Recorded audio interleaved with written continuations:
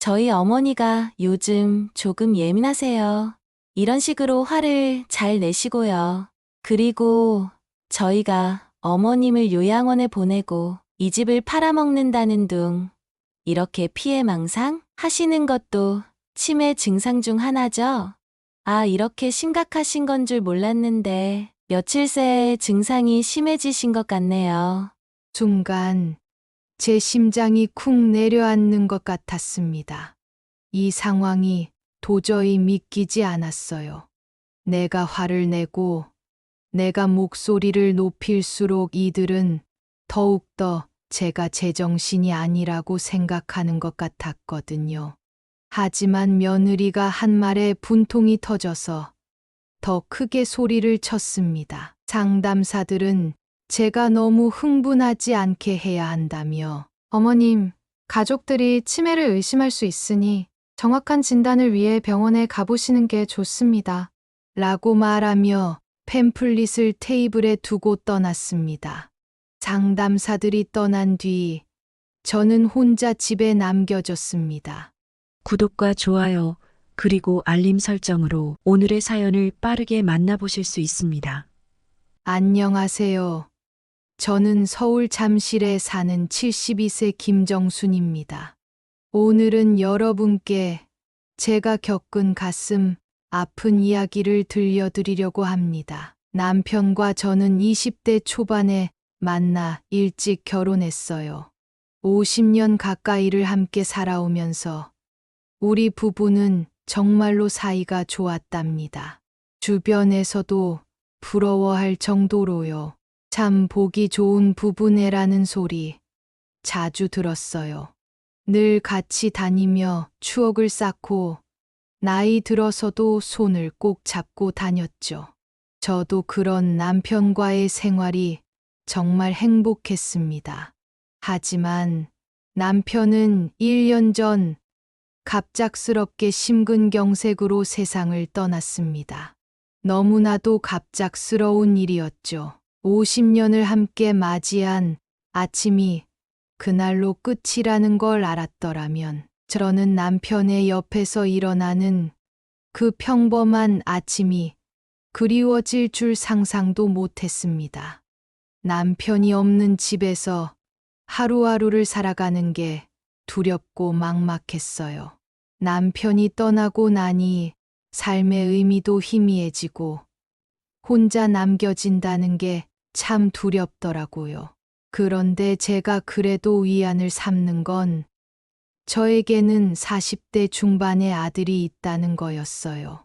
우리 아들도 20대 중반에 일찍 결혼해 중학생과 고등학생 두 자녀를 두고 있어요. 아들은 워낙에 무뚝뚝한 성격이라 제가 전화를 해도 별로 길게 통화하지는 않아요. 결혼하고 나서부터는 더욱 그래졌죠. 그래서 며느리와도 자연스럽게 거리가 생겼어요. 제가 남편과 여행을 자주 다녔고 아들 부부네와는 서로 독립적으로 지내다 보니 아들과 며느리에게 크게 의지할 일이 없었거든요. 그런데 남편이 세상을 떠나고 나니 혼자 있는 시간이 길어지면서 외로움이 저를 잠식해 들어가는 것 같았죠. 그래서 아들에게 전화하는 횟수가 점점 늘어났어요. 전에는 그저 안부 정도만 물었지만 이젠 오늘 하루 무슨 일이 있었는지 내가 어떻게 느꼈는지 털어놓게 되더라고요. 그러다 보니 며느리에게도 전화를 하게 됐어요. 솔직히 저도 불편한 관계인 건 알았어요. 하지만 외로움이란 게 정말 무서운 거더라고요. 혼자서 견디기가 너무 힘들었거든요. 처음에는 제 전화가 별로 반갑지 않다는 게 느껴졌어요. 그래도 전화를 끊을 때면 마음 한구석이 조금이나마 위로받는 것 같아서 그냥 계속 연락을 하게 되었죠. 그러던 어느 날이었어요. 갑자기 부동산에서 사람들이 찾아왔습니다. 문을 열어보니 웬 가족이랑 부동산 중개인, 그리고 우리 며느리가 함께 서 있는 겁니다. 저는 갑자기 웬일인가 싶어 당황했죠. 다짜고짜 집으로 들어오면서 부동산 중개인이 그 가족에게 집 구조를 설명하며 집안 이곳저곳을 들쑤시기 시작했습니다. 저는 뒤따라 들어오는 며느리를 붙잡고 물었습니다. 이분들은 누구시니? 왜 우리 집을 보시는 거야? 이게 도대체 무슨 일이야? 그러자 며느리가 이렇게 말하더군요. 어머니, 이제 어머니 혼자 지내시는데 이렇게 큰 집이 필요하실까 싶어서요. 공기도 좋은 시골로 이사하시는 게 어떨까 해서요. 순간 머리가 띵했습니다. 이 집은 제가 남편과 평생의 추억을 쌓아온 곳인데 그걸 갑자기 팔자고 하다니요. 아니, 설령 그게 좋은 의도라고 해도 최소한 저랑 상의를 했어야 하지 않나요? 너무 기가 막혔어요. 방문한 손님들이 집을 둘러보고 있는 동안에도 머릿속은 뒤죽박죽이었어요. 중개인이 집 구조를 설명하고 손님들은 이리저리 구경을 다니는데 저는 도저히 이해할 수 없었어요. 이 집을 팔 생각도 없었고 상의도 없었던 일이었으니까요. 며느리는 벙진 저에게 얘기했습니다. 어머니가 너무 외로워 보이셔서 공기도 좋고 프로그램도 많은 시골에 가셔서 지내시면 좋을 것 같아서 알아봤어요. 서울 근처니까 자주 찾아뵐 수도 있고요. 라고 하더군요. 저는 그 말을 듣고 정말 화가 치밀었어요. 물론 저를 생각해서 한 일이라고는 하지만 이런 중요한 일을 저와 상의하지 않고 마음대로 결정했다는 게 너무 서운했죠. 그래서 며느리에게 단호하게 말했습니다. 나는 이 집에서 계속 살 거야. 내가 무슨 생각으로 그러는지 알겠지만 앞으로는 이런 중요한 일은 꼭 나랑 먼저 상의해 줘야 하지 않겠니? 이곳은 내가 내 아버지와 함께 쌓은 추억이 있는 곳이야. 이곳에서 남은 시간을 보내고 그리운 남편 곁으로 갈 거란다. 그러자 며느리가 조금 놀란 눈치였어요. 그도 그럴 것이 평소에 제가 화를 내거나 감정을 강하게 표현한 적이 별로 없었거든요. 며느리는 급히 사과하며 어머니, 너무 서운해하지 마시고 천천히 생각해 보세요. 좋은 의도로 알아본 거니까요. 라고 했습니다. 그렇지만 제 마음은 이미 돌이킬 수 없을 정도로 상처받았어요. 남편이 떠난 슬픔이 채 가시지도 않았는데 이렇게 집을 팔아야 한다니요. 저는 아직 이 집에서 남편과의 추억을 잊지 않고 살고 싶었고 이곳을 떠나고 싶은 마음은 전혀 없었습니다. 며느리에게 딱 잘라 얘기했으니 이 일은 해프닝으로 끝날 줄 알았습니다. 그런데 어느 날 갑자기 또 누군가가 집 문을 두드렸습니다. 저는 누군지 확인도 하지 않고 문을 열었는데 이번에도 역시 부동산 중개인이었습니다. 하지만 이번에는 며느리가 없이 손님을 모시고 왔더라고요. 저는 깜짝 놀랐습니다. 아니, 며느리에게 그렇게 분명하게 말했는데도 어떻게 또 중개인이 오는 겁니까? 아, 죄송하지만 제가 이 집을 팔 생각이 없다고 말씀드렸잖아요. 소통이 잘못됐나 봅니다. 저희 아들과 며느리에게 전달이 안 됐나 봐요. 정말 죄송하지만 오늘은 돌아가 주시겠어요? 저는 단호하게 말했어요. 그러자 중개인이 약간 의아하고 당황한 듯이 표정을 지으며 말하더군요. 어머님 아프시다고 해서 집을 파셔야 한다고 하시던데. 어머님, 일단 그건 제가 아드님네랑 한 번 더 통화를 해볼 테니 일단 오늘은 집 한번 보게 해주세요. 이 고객님들 멀리서 오셨어요. 적어도 집 구조라도 한번 살펴보게 해주실 수 있을까요? 이 상황을 모르는 손님들이 뒤쪽에 의아한 표정으로 서 있었습니다. 멀리서 찾아왔다는 말에 마음이 조금 약해졌어요. 그리고 사실 제 아파트 단지에 매물도 여러 개 있으니 단순히 집 구조만 보게 하는 것은 괜찮겠다는 생각이 들었습니다. 그래서 결국 그들을 들여보내 집을 구경하게 했습니다. 집을 둘러본 손님들과 중개인이 떠난 뒤 저는 바로 아들에게 전화를 걸었습니다. 화가 치밀어 올랐죠.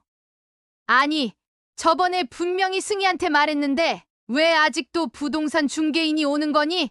난 이 집을 팔 생각이 없다고 했잖아. 하고 따졌습니다. 그런데 아들은 제 말에 갑자기 버럭 화를 내며 소리쳤습니다. 엄마, 고집 좀 그만 부리세요. 순간 귀를 의심했어요. 고집을 부린다고? 남편과 이 집에서 20년 넘게 살면서 남편과의 추억이 가득한 이 집에서 지내고 싶다는 게 고집 부리는 건가요? 저는 너무 화가 나서 아들에게 말했어요. 너 이 집을 내 허락 없이 팔 수 없는 거 알지? 앞으로 부동산 중개인이 오면 문을 절대 열어주지 않을 거야. 그리고는 전화를 끊었습니다. 며칠 후 또 누군가가 집 앞에 찾아왔습니다. 이번에도 부동산 중개인이 온 건가 싶어 일부러 문을 열지 않았습니다. 그런데 그때 제 핸드폰이 울렸어요. 며느리에게서 온 전화였습니다. 어머니, 저예요. 이번엔 부동산이 아니고 어머님 건강 체크해드리러 온 거예요. 제발 문 좀 열어주세요. 일단 문을 열었는데 며느리 혼자 온 것이 아니었습니다. 며느리 옆에는 처음 보는 사람들이 서 있었고 그들 중 한 명은 건강 상담사라고 자신을 소개했습니다. 어머니, 건강이 걱정돼서요. 여기 상담사님들이 어머니 건강을 체크해 주신다고 해서 모셔왔어요. 라고 며느리가 차분하게 설명하더군요. 순간 아들과 며느리가 나를 걱정해 주는구나 싶어 속에서 끓어오르던 화가 조금 가라앉는 듯 했습니다. 그래, 내 건강을 신경 써주다니 그래도 가족이 날 걱정해 주네라고 생각하며 조금은 안심했죠. 그런데 상담사가 건넨 팸플릿을 보고 저는 심장이 멎는 줄 알았습니다. 그들이 저에게 준 팸플릿에는 치매 상담센터와 관련된 정보들이 가득 적혀 있었습니다. 인근 병원 연결 정보와 더불어 요양원과 같은 시설에 대한 안내까지 포함되어 있었죠. 아니, 나는 아직 건강하고 정신이 멀쩡한데 왜 치매 상담센터 직원들이 여기 온 건가요? 그때서야 이해가 갔어요. 아들과 며느리가 나를 치매 환자로 취급하고 나를 요양원에 보내려고 했다는 사실이요. 저는 너무 화가 나서 며느리에게 따졌습니다. 아니, 나는 멀쩡한데 왜 치매 상담사들을 데려온 거야? 지금 나를 치매 환자로 생각하는 거니? 나를 치매 환자 취급하고 시설에 보내서 이 집을 팔아먹을 심산인 거냐? 목소리가 높아졌고 그만큼 제 속에 쌓인 억울함과 분노도 더 커졌습니다. 그런데 며느리는 어처구니 없게도 당황한 표정으로 상담사들에게 속삭이더군요. 저희 어머니가 요즘 조금 예민하세요. 이런 식으로 화를 잘 내시고요. 그리고 저희가 어머님을 요양원에 보내고 이 집을 팔아먹는다는 둥 이렇게 피해망상 하시는 것도 치매 증상 중 하나죠? 아, 이렇게 심각하신 건 줄 몰랐는데 며칠 새 증상이 심해지신 것 같네요. 순간 제 심장이 쿵 내려앉는 것 같았습니다. 이 상황이 도저히 믿기지 않았어요. 내가 화를 내고 내가 목소리를 높일수록 이들은 더욱더 제가 제정신이 아니라고 생각하는 것 같았거든요. 하지만 며느리가 한 말에 분통이 터져서 더 크게 소리를 쳤습니다. 상담사들은 제가 너무 흥분하지 않게 해야 한다며. 어머님, 가족들이 치매를 의심할 수 있으니 정확한 진단을 위해 병원에 가보시는 게 좋습니다. 라고 말하며 팸플릿을 테이블에 두고 떠났습니다. 상담사들이 떠난 뒤 저는 혼자 집에 남겨졌습니다.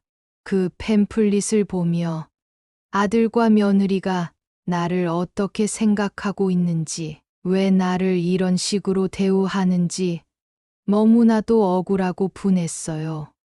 눈물이 쏟아졌습니다. 나를 걱정해 주는 줄 알았던 가족이 결국 나를 요양원에 보내고 이 집을 팔아 넘기려고 한다는 생각이 들자 너무나도 외롭고 고통스러웠어요. 세상에서 내가 가장 사랑하는 아들과 며느리가 나를 치매 환자로 취급하고 이 집에서 내쫓으려는 것 같다는 그 생각에 저는 더 이상 참을 수가 없었어요. 이렇게 억울하고 답답한 감정을 어디에 토로해야 할지 모르겠더군요. 남편이 그리웠습니다. 그가 있었다면 이런 상황에서도 저를 위로하고 힘을 줬을 텐데, 이제는 혼자 남아서 그 모든 짐을 혼자 지고 있는 현실이 너무나도 서글펐습니다. 그날 저녁 아들에게서 전화가 왔습니다. 엄마, 왜 상담사들 앞에서 그렇게 화를 내셨어요? 와이프가 여러 상담 센터 스케줄 조율해서 겨우 그 시간을 맞췄는데 그 많은 사람들 앞에서 그렇게 소리치고 내쫓으면 어떡해요? 아들의 목소리는 분노로 가득 차 있었습니다. 오히려 저에게 화를 내고 있더군요. 그 순간 저는 정말 참을 수 없을 정도로 슬펐습니다. 아들아, 내 아버지가 떠난 지 반년도 안 됐어. 엄마 마음이 얼마나 갈피를 못 잡는지 알기나 하니?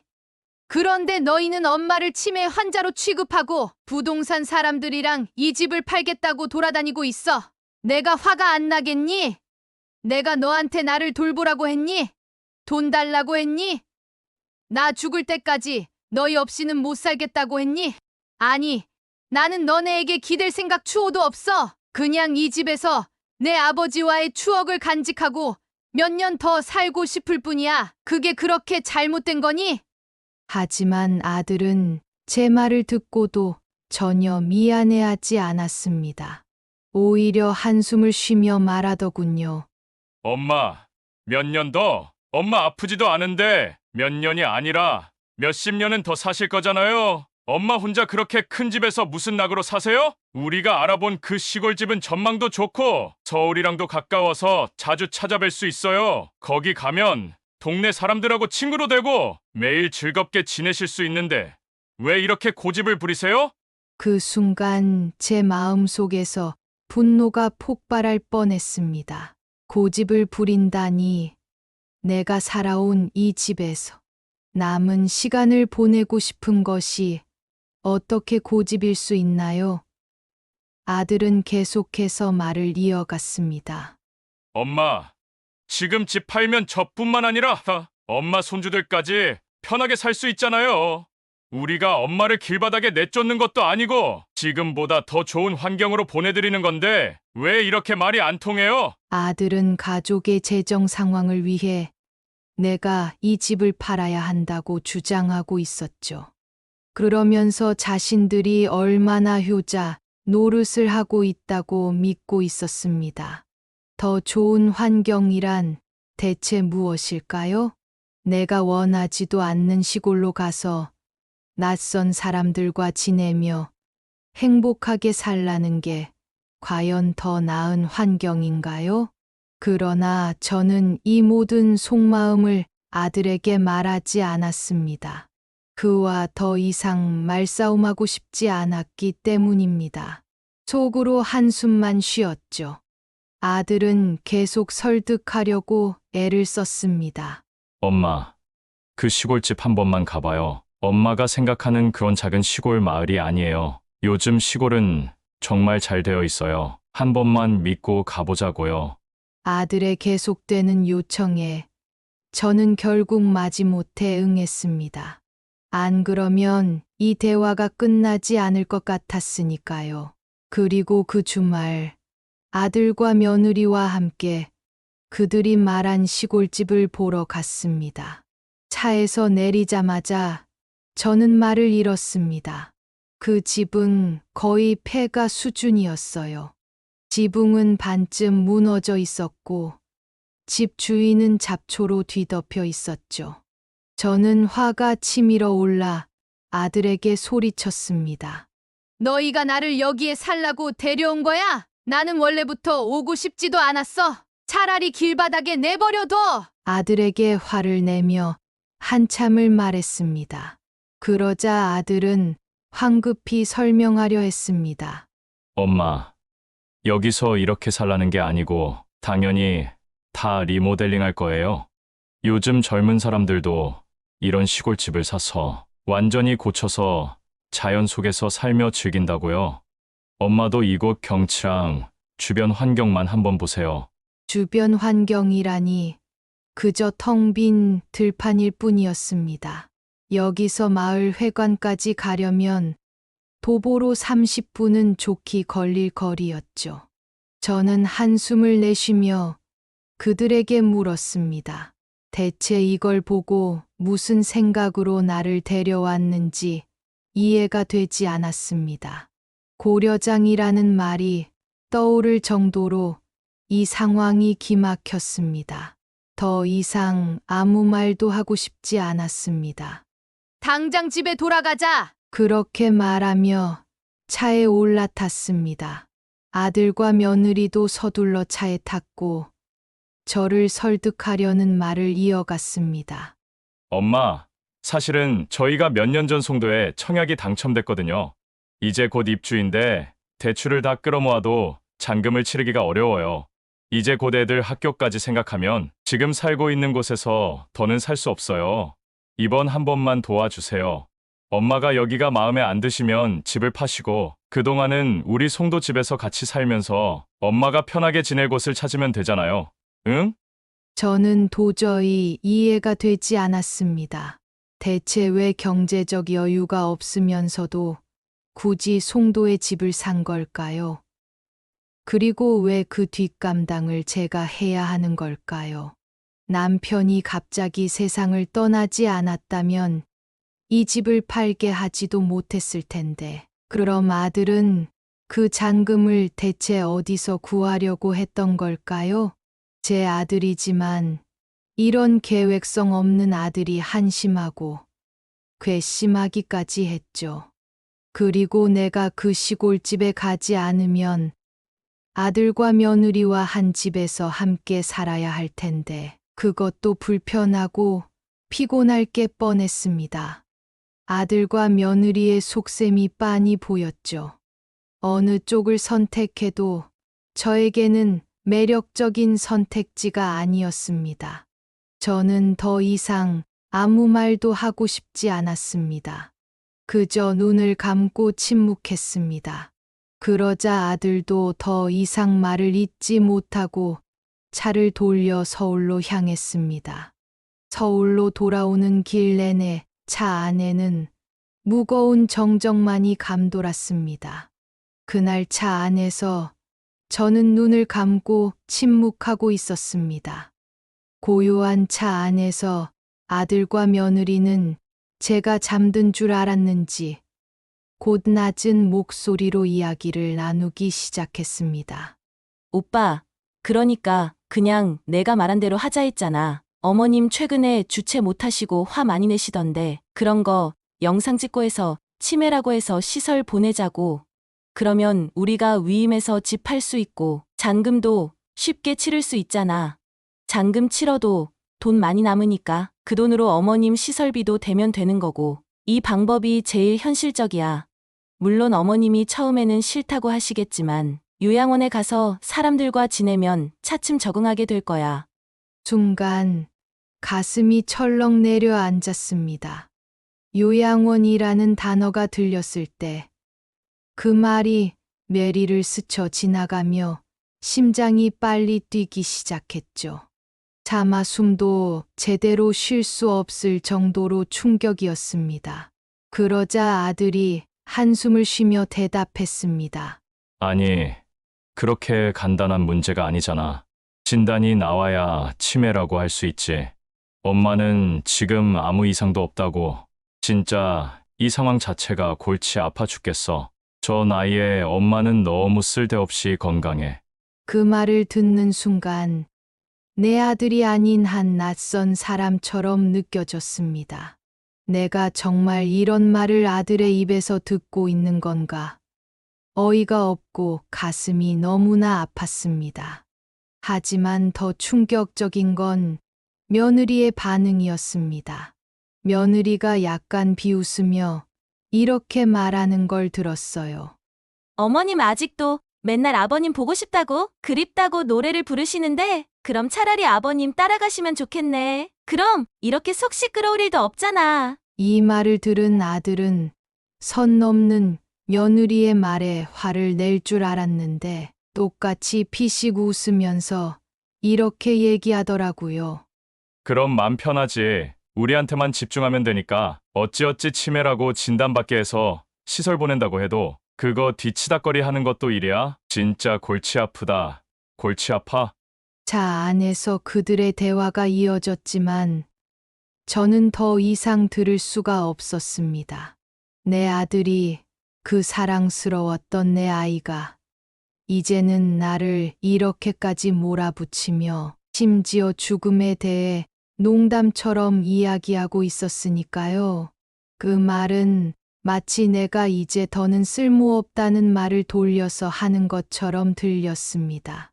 이 집, 이 추억, 그리고 나까지 그들에게는 그저 경제적인 문제로밖에 여겨지지 않는다는 사실이 저를 더욱 비참하게 만들었습니다. 꿈이라면 얼마나 좋을까 하는 생각이 들었습니다. 머릿속에 아들을 뱃속에 가졌을 때의 기억이 떠올랐어요. 극심한 입덧에 배가 무겁게 불러왔을 때에도 의료, 시설이 지금처럼 좋지 않아서 그저 참고 견뎠습니다. 10달을 그렇게 보내고 드디어 우리 아들이 태어났죠. 그 아들을 처음 품에 안았을 때의 그 행복을 말로 다 할 수 없었죠. 그 작은 손과 발, 앙증맞은 입술 하나까지도 모든 것이 사랑스러웠습니다. 그렇게 애지중지 키운 아들이었는데 이제 그 입에서 나오는 말들은 나를 지옥 끝으로 몰아넣는 칼날 같은 말들이었어요. 내가 한 평생을 바쳐 키운 내 아이가, 내가 평생 함께했던 남편이 떠난 자리를 따뜻하게 채워주기보다는 오히려 나를 요양원에 보낼 방법을 찾고 있는 상황에 마음이 찢어질 것만 같았습니다. 이제 더 이상 아들에 대한 기대도 정서적인 의지도 그 순간 끝나버렸죠. 저는 남편이 떠나간 그날 나의 아들도 함께 잃었다고 생각하기로 했습니다. 집에 돌아와서 저는 가족 앨범을 꺼내 들었습니다. 남편과 함께 했던 행복한 순간들이 가득 담긴 사진들.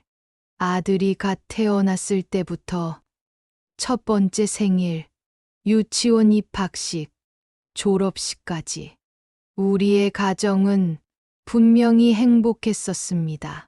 저는 그 사진들을 한 장 한 장 넘기며 우리 가족의 추억을 되새겼지만 이제는 더 이상 그 추억 속에 갇혀 살고 싶지 않았습니다. 오늘이 그 추억을 마지막으로 떠올리는 날이라고 결심했죠. 앨범을 상자에 담아 집 한 구석에 깊이 넣어두고 제 눈에 띄지 않도록 하기로 했습니다. 그리고 다시는 그 상자를 꺼내지 않을 겁니다. 남은 생이 얼마일지 모르겠지만 그 앨범을 꺼내볼 일은 없을 겁니다. 그 후로 저는 아들과 며느리의 전화를 차단했습니다. 그들이 계속해서 저에게 연락했지만 저는 대답하지 않았습니다. 내가 치매 환자가 아니라는 것을 증명하기 위해 병원에 가서 건강 검진도 받았습니다. 모든 자료를 준비해 두었죠. 나중에 그들이 다시 무슨 말을 꺼내더라도 내 건강은 이상 없다는 걸 분명히 보여줄 수 있도록요. 그리고 저는 장기 여행을 떠나기로 결심했습니다. 여행을 떠나기 전 저는 남편의 납골 땅을 찾았습니다. 여보, 너무 보고 싶었어요. 얼마나 오래 걸릴까요? 아마 몇십 년 후가 되겠지만 그때 천국에서 다시 만나면 그때 우리 서로 그동안 있었던 일 얘기하며 밤새 수다 떨어요. 그날까지 천국에서 행복하게 지내고 있어요. 사랑해요, 여보. 그렇게 저는 기차에 올라탔습니다. 목적지는 정하지 않았습니다. 그저 어디로든 떠나서 맑은 공기를 마시며 혼자만의 시간을 갖고 싶었습니다. 여러분, 저는 이렇게 말하고 싶습니다. 가족이라는 울타리에 너무 얽매이지 마세요. 우리가 그 울타리를 지나치게 견고하게 세우면 그 울타리는 자라나면서 가시를 뿜고 결국 서로의 가슴에 상처를 남길 뿐입니다. 서로를 놓아주고 각자의 인생을 살아야 합니다. 만약 여러분의 가족이 이러한 상황에 직면했다면 어떻게 했을 것인지 아래 댓글로 여러분의 이야기를 공유해 주시기를 바랍니다. 사랑에는 때로 어려운 결정이 필요하지만 그러한 결정이 우리의 삶과 관계를 더 좋게 만드는 것임을 기억하세요. 오늘 영상이 재미있고 유익했다면 구독과 좋아요, 그리고 주변 지인들에게 공유 부탁드립니다.